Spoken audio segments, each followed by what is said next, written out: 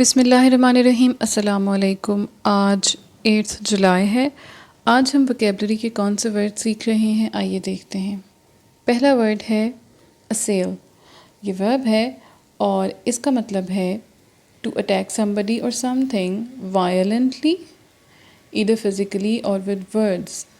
Physically آپ مار سکتے ہیں کسی کو اور ورڈ سے جیسے آپ کسی کو انسلٹ کر رہے ہوں یا برا بھلا کہہ رہے ہوں. ان میننگز میں یہ ورڈ استعمال ہوگا. یا پھر ٹو وری اور اپسیٹ somebody severely.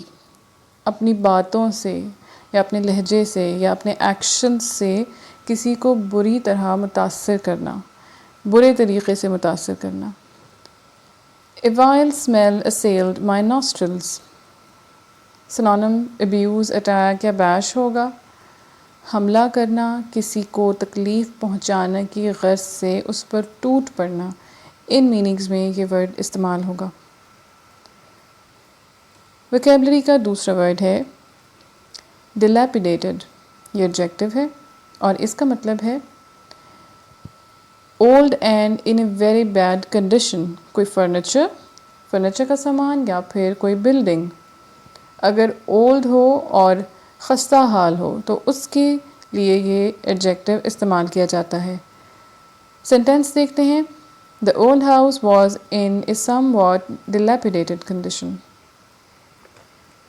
سنونم ہوں گے رامشکل، ٹمبل ڈاؤن اور اردو میں اس کو کہیں گے ٹوٹا پھوٹا، شکستہ حال یا پھر خستہ حال. تھرڈ ورڈ ہے haulage. یہ ناؤن ہے اور اس کا مطلب ہے the business of transporting goods by road or railway. سامان کی آمد و رفت، سامان کو لوڈ کرنا، اس کو گھسیٹنا. ان میننگز میں یہ ورڈ استعمال ہوتا ہے. the road haulage industry. سنونم ہوں گے کنوینس، شپمنٹ یا پھر کارگو. کھینچنے کا عمل یا سامان کو گھسیٹنے کے عمل کے لیے یہ ناؤن یوز ہوگی. نیکسٹ ورڈ ہے اسکیپ گوٹ. اسکیپ گوٹ ورب ہے اور اس کا مطلب ہے escape got somebody or something to blame somebody. یعنی کہ وہ شخص جو اصل میں قصوروار نہ ہو اس کو قصوروار ٹھہرانا. The community chose to ignore its own failings and to scapegoat her instead. سنونم ہوں گے وکٹم، قربانی کا بکرا بنانا کسی کو. یہ اس کا اردو میں میننگ ہوگا. پانچواں ورڈ ہے کورس.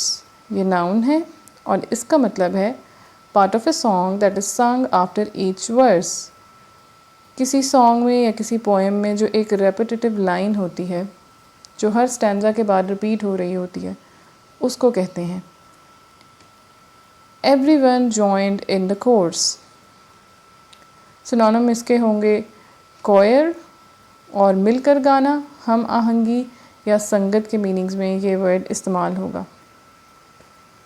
نیکسٹ ورڈ ہے rapacious.